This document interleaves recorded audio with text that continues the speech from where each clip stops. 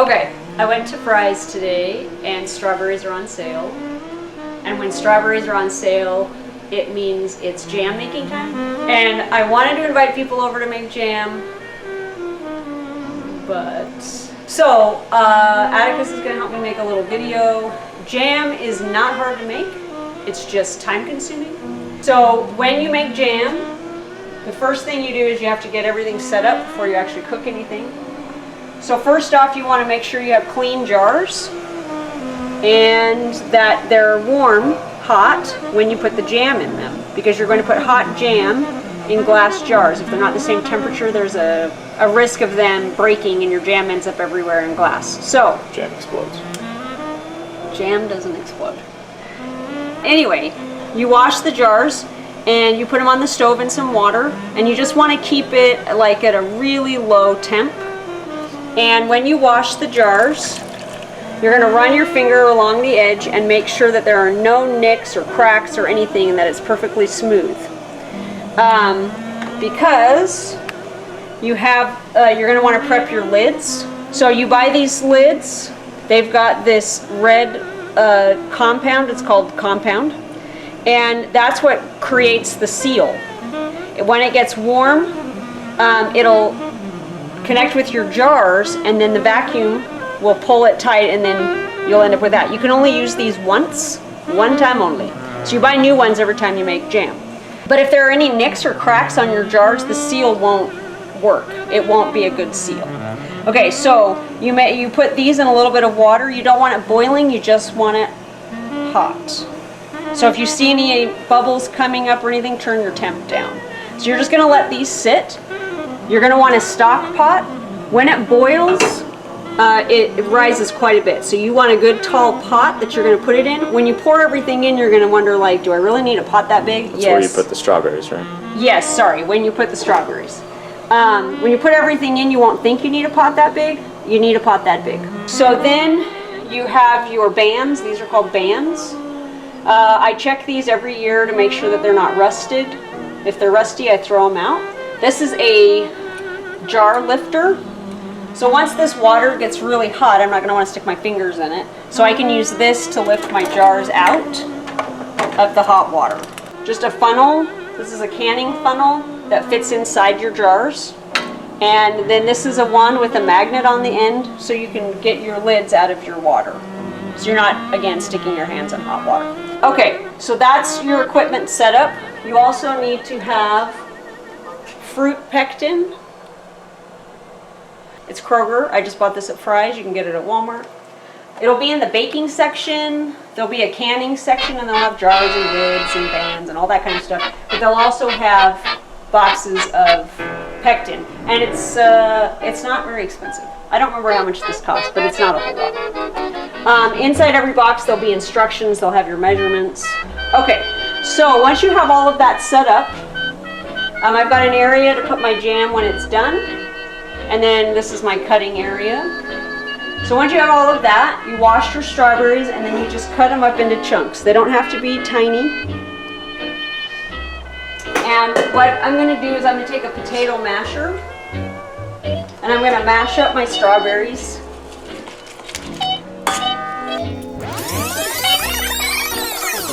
Depending on how many strawberries you have in your containers, the recipes will say you only need 2. That's sometimes true. Sometimes 2 containers of strawberries. Sometimes I need more, like 2.5. Like, I wanted to make 3 batches this time, so I bought 8 of them. Some so that we could eat, but also so that I have a little bit of extra, because 2 has just never been enough for me.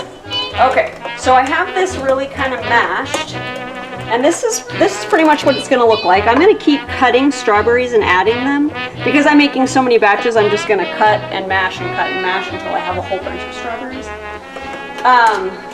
But it's going to look something like this. It's going to look kind of chunky, juicy, chunky. Okay, so I'm going to cut and mash for a while, and then I'll come back and show you the actual cooking of the jam. Let's all go to the lobby. Let's all go to the lobby. Let's all go to the lobby to get ourselves a treat. Okay, so here's my fruit.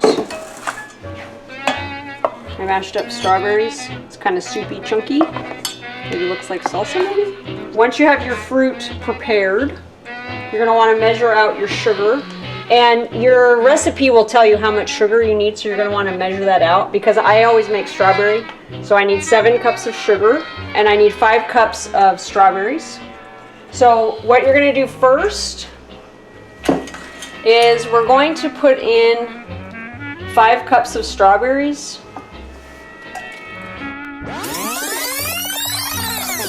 So we have our 5 cups of strawberries. Our sugar's not gonna come yet. We're gonna mix in our pectin. And what we're going to do is we're going to boil and cook the pectin.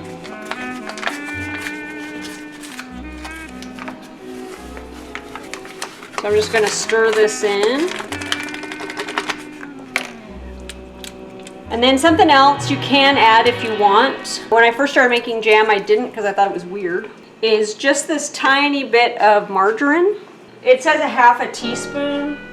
You don't need a lot. It's just a little bit. And I need to look up the science of adding a little bit of oil to your jam. But as it's cooking, it creates a lot of foam.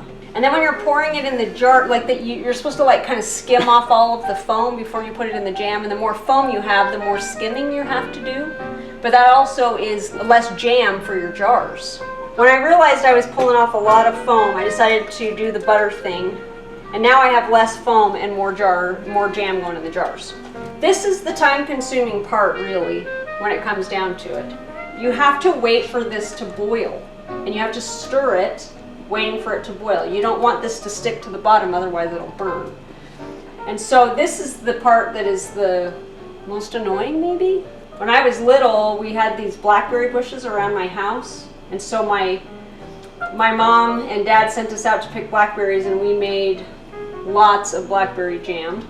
I have 11 brothers and sisters, and those jars lasted us many years. We made a lot of jam.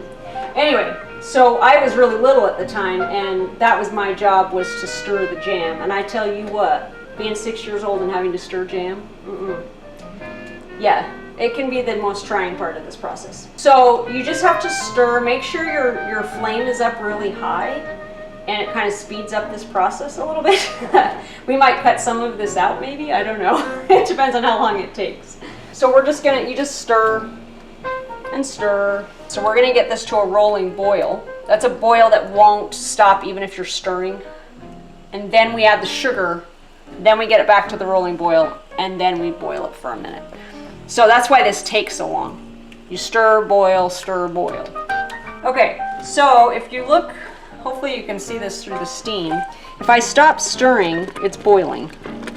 But when I start to stir, the boiling goes away. So I'm very, very close, because you can see that as I stir, it's starting to stay boiling while I'm stirring. So this took, it took less than 10 minutes. It was about 7 or 8 minutes. The boiling is staying as I'm stirring. So this is pretty much ready to go. So the next step, hopefully can you see it through the steam? I'm worried your thing's gonna fog up. It's all good. So I'm stirring and it's still boiling. It's like it's not breaking down the boiling. So now it's time to add the sugar. So I'm gonna add sugar. And you want to have it all measured out because you want to do it all at once. You don't want to, oh there we go. Now you can really see it. So let me get the sugar. Now you want to have this all measured out because you want to add it all at once. So we're going to stir this really good. There was one time I was making jam and I don't think I stirred it well enough or something. Maybe I hadn't measured it out. I'm not really sure, but there were like little crystallized little chunks of sugar in the jam. It's kind of gross. So I'm going to stir this. We're going to let it dissolve. And then once again, we're doing that process where we just stir and wait and stir and wait. And we're waiting for it to boil again, like that rolling boil. And when we do that, we're going to set a timer, and you're going to stir and let it boil for 1 minute. So we got to wait for the sugar to dissolve. Man, riding Is that a man riding a shrimp? Hi, we're not quite to boiling yet, but I did find the reason to add butter. What you're trying to avoid is foaming. And if you can see in my pot, there's some foam that's already formed. It's not very much, and you can actually start to see it starting to boil, so we're going in the right direction. This whole stirring for a long time, this is why making jam with a friend is always much easier, because then you have someone to talk to while you're stirring for long periods of time. When you add butter, it breaks the surface tension. So surface tension is when something is boiling up underneath, right? Gases are being released and will create the foam. Now, what I discovered as I was reading, things that I kind of already knew but kind of put it all together, is that some people don't like to add butter. You don't have to add it. It's not critical. You will just have a lot of foam that you have to skim off. One of the reasons I wanted to get rid of the foam is that after it's done and you've taken it off of the flame and you've turned it off, hang on, I'm going to break for a second. You can see it's boiling while I'm stirring. So now we're ready. So I'm going to set a timer for 1 minute, and I'm just going to stir for 1 minute while it boils. So you don't have to add the butter. It's totally optional. And you can get rid of the foam if you just stir for a little while after you turn it off. I don't like to do that because when I make jam, I don't use a water bath canner. The times I've tried to do that, the jam has come out of the jars. It's boiled out of the jars and just made a big mess. So I went back to the old way, the way my mom did it. And you just put it, and I'll show you when I do it. But when you do it that way, when you do it where you're not using a water bath canner, the jam has to be really hot. It has to be kind of basically boiling when you're putting it in the jars.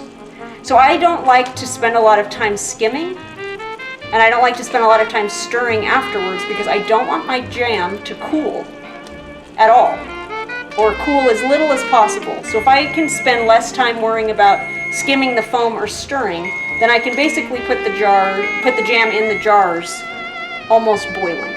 And then that way it heats up the compound and creates a better vacuum seal. Because the hotter it is, as it cools, it'll pull the lids down like it should. Okay, so the time is up. I'm going to turn this off. And this is where things get a little hairy because you got to work kind of quick. Because like I said, you want your jars, you want your jam to be boiling as you're putting it in the jars. So here's my, oh no, it's right. So I'm going to use my funnel. And see, I don't have to do a whole lot of skimming. I'm actually not going to do any skimming on this batch. Now, as a quick note, my family actually likes to eat the foam. So, or at least my husband does. Atticus kind of got a weird look on his face. Now, as you fill these jars, you want to have a 1/4 inch of head space. That gives you the least amount of room that you have to suck out the air. And that's going to be just where your threads, right here where the threads are, that's going to give you your 1/4 inch of head space.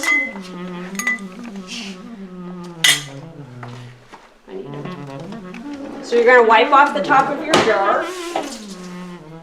Make sure you get all the jam off the top of your jar, because remember we want to create a nice seal, so we can't have anything on the lip of the jar.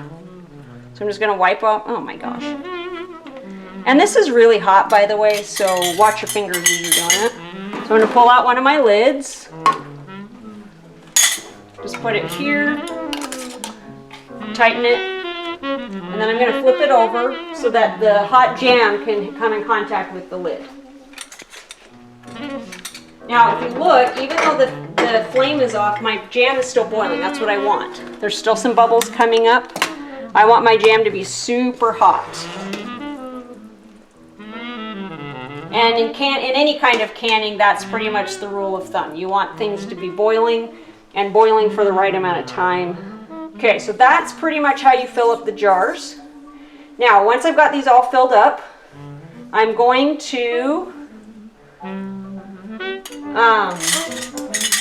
turn them all over. I'm going to set a timer for about 10 minutes.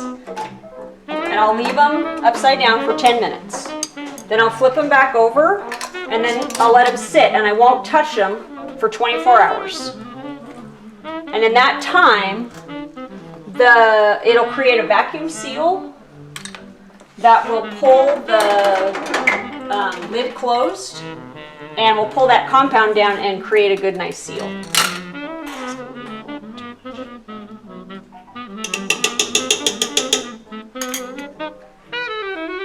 And that's pretty much it. So we can come back in a few minutes and I'll show you the finished product when they're all done. Hi, I'm Ed Asner. Okay, the timer's gone off. So my jars have been sitting for 10 minutes. So I'm just gonna flip them over. And they're still really hot to my fingers. So I'm gonna leave these. I'm not gonna touch them until tomorrow. So that we'll have a good nice seal. So generally when you make jam, you end up with about 8 cups of jam. And for a story too long to tell, I used one of these. This won't, I can't leave this in the cupboard. This will go in the fridge. But these can just be put in my pantry. I'm gonna go ahead and make more batches. I always make more. You could be done with this. When I make batches again, I rewash everything, get it all good and clean, and then I start over again. And generally speaking, when I make jam, I can generally tell pretty quickly if it's gonna set, because as it cools, it gets that jam consistency. It's not runny. It's kind of got that gel that you want. And you should be able to tell that pretty soon. If you drop some on the counter or whatever, you'll see that it gels up. But I think that's it. Have fun making jam if this looks like something you want to do. Great family home evening project. Do it as a family. Have a good day. And with that, I just have 2 more words to say. Obama out. One more thing. What you're waiting for is you just leave your jars. You don't want to touch them. Is that you can see in this one, it's flat. It doesn't bounce back. These ones have a little bit of a hump on them. I don't know if you can see it, but there's a little bit of a hump. So what's going to happen is the jam cools. It's going to pull that down so that it's flat. And you will actually hear it if you're standing around in the kitchen. You can actually hear these coming in. You'll hear a little pop. And that'll tell you that the seal is good. And then that way it's ready to go in the pantry. If it doesn't do that and the seal if this doesn't pop down in, then the seal's not good and you can't store it long term. I was kind of hoping maybe it would start popping as I was talking, but they haven't been sitting there. But you don't want to touch it and push that down because that won't give you a good seal. You have to wait for it to do it on its own.